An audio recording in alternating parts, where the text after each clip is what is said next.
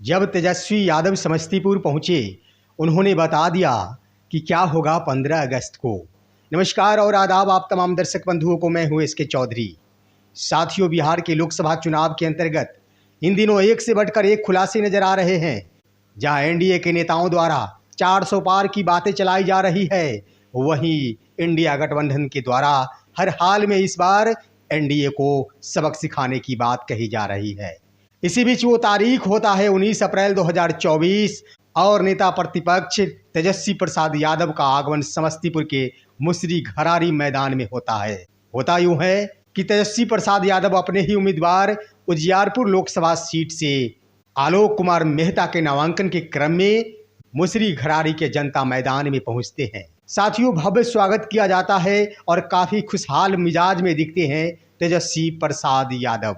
आखिर क्यों खुशहाल भरी अंदाज में दिख रहे हैं, क्यों इसके चेहरे पर मुस्कान दिख रही है, इससे पहले इस पर हम चर्चा करें।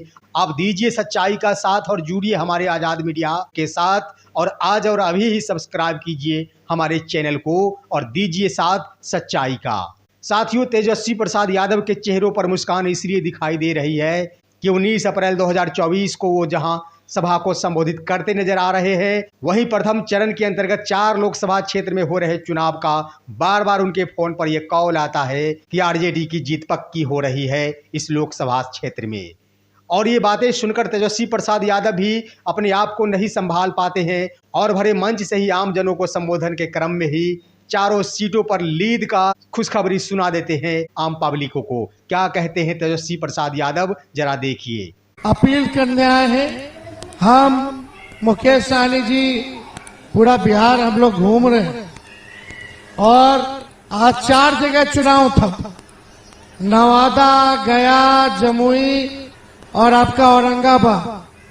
हम लोगों को जो रिपोर्ट आ रहा है वो चारों जगह जो है लालटेन जो है खिल रहा है, जल रहा है। पूरा बिहार में सब लोग गोलबंद हो गया है।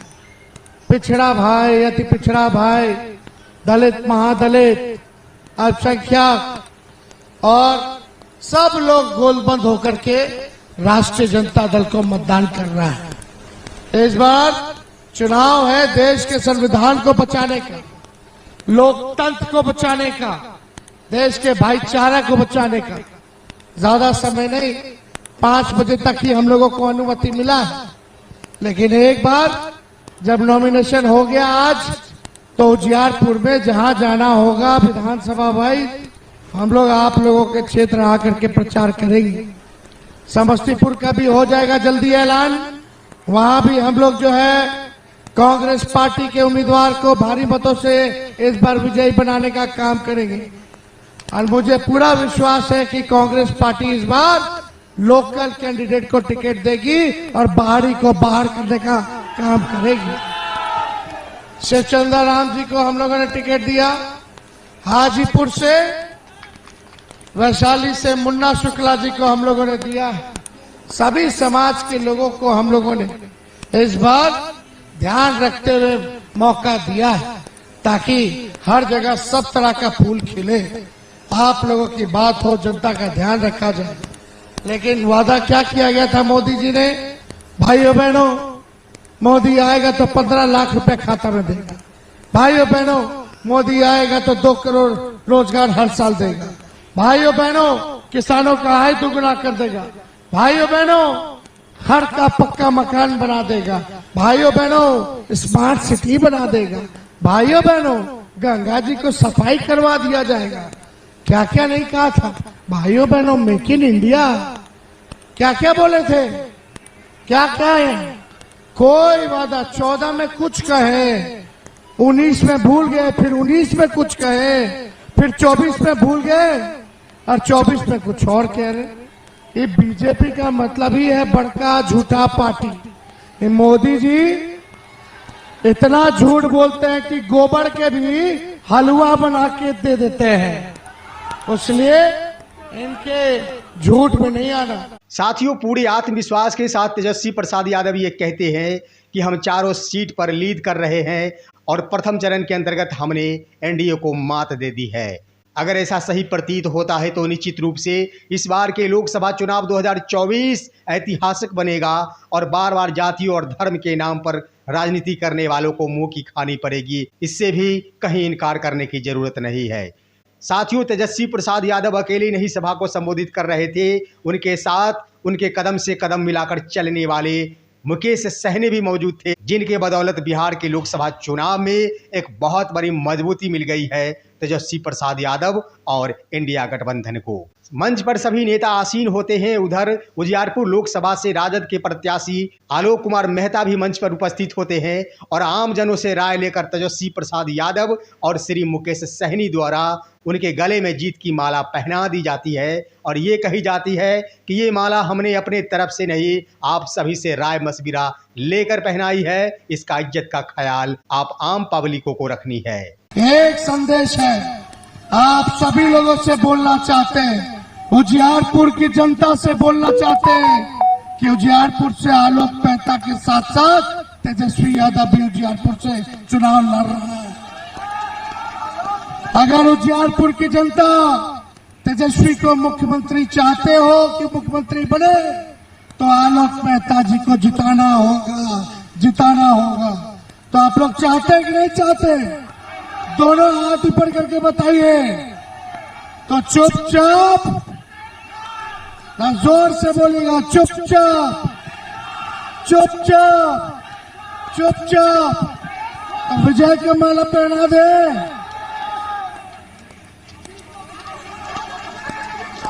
उजियारपुर की जनता जिंदाबाद, समस्तीपुर की जनता जिंदाबाद। शाहिद साहब भी आ गए हैं।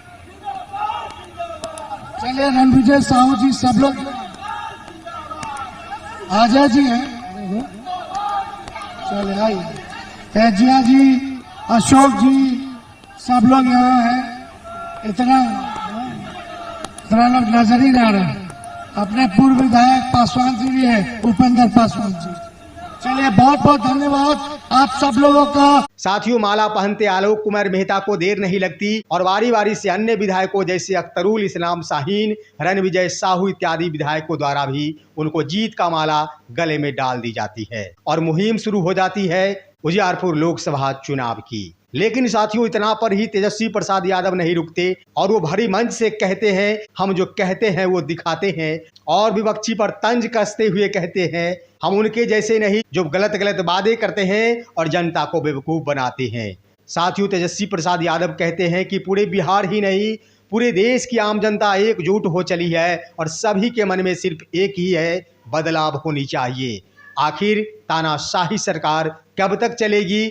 आम नेताओं से लेकर आम जनता को परेशान करके रख दिया है। देश की हर जनता गरीब झेल रही है, देश के हर आम पब्लिक के ऊपर कर्ज का बोझ पड़ा है। इसी बीच रोजगार के नाम पर बड़ा ऐलान करते हुए तेजस्वी प्रसाद यादव कहते हैं कि आने वाले 15 अगस्त, जिस दिन आज़ादी का दिवस होगा, वो दिन होगा 15 अगस्त 2024 और उस दिन नई सरकार बनने के बाद हम अपने पूरे देश में एक दिन में 1 करोड़ युवाओं को रोजगार मुहैया कराएंगे, इसका हम वादा करते हैं। साथियों, क्या कहते हैं तेजस्वी प्रसाद यादव, जरा उनके शब्दों में ही सुनिए और अपनी आंखों से देखिए। आलोक मेहता जी आए हैं।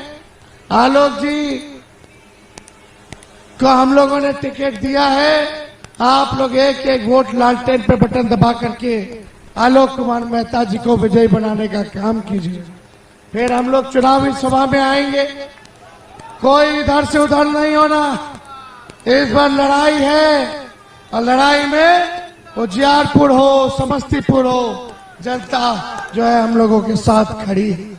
इसलिए आप सब लोग जानते हैं, जब 17 महीने तेजस्वी था तो 5 लाख लोगों को सरकारी नौकरी देने का काम किया। हम लोगों ने जो कहा वो किया। साथियों, वास्तव में तेजस्वी प्रसाद यादव और उनके साथ कदम से कदम बढ़ाकर चलने वाले युवा नेता मुकेश सहनी ने एनडीए सरकार को एक बहुत बड़ी चुनौती दे डाली है और दिन रात एनडीए सरकार इस बात पर सोचने को मजबूर है कि आखिर कैसे इन दोनों नेताओं से बिहार में निपटा जाए। मुकेश सहनी जहां अपने समुदाय मल्लाह समुदाय के लोगों से अपील करते हैं, जिन सभी ने अपनी हाथों में गंगा जल लेकर यह कस्में खाई थी कि चाहे जो हो हम वीआईपी पार्टी मुकेश सहनी के साथ रहेंगे, उन सभी का ये वक्त आ गया है कि सभी के सभी इंडिया गठबंधन के पक्ष में वोट करें। साथियों, मुकेश सहनी के आने से बहुत बड़ी मजबूती मिली है देश के इंडिया गठबंधन को और बिहार के महागठबंधन को। आगे अपने संबोधन में तेजस्वी प्रसाद यादव छोटी सी बातों पर नहीं रुकते। वे आमजनों के लिए भी कहते हैं कि हम 500 रुपए में गैस का सिलेंडर उपलब्ध कराएंगे। क्या कुछ कहते हैं तेजस्वी प्रसाद यादव, जरा अपनी आंखों से देखिए और सुनिए। इस बार अगर इंडिया का गठबंधन का सरकार बनाओगे तो आने वाला आजादी के दिन 15 अगस्त के दिन बेरोजगारी से आजादी दिलाया जाएगा और देश भर में 1 करोड़ लोगों को सरकारी नौकरी हम लोग देने का काम करेंगे। गैस सिलेंडर का कीमत 500 कर दिया जाएगा और 200 प्रति यूनिट बिजली जो है फ्री में हम लोग देने का काम करेंगे। किसानों के लिए 10 फसलों का एमएसपी तय करेंगे। अभी कटनी हो रहा है, किसान को सही मूल्य नहीं मिलता है, बिचौलिया खा जाता है। इसलिए हम लोगों की सरकार बनेगी तो 10 फसलों में एमएसपी का दाम हम लोग तय करेंगे।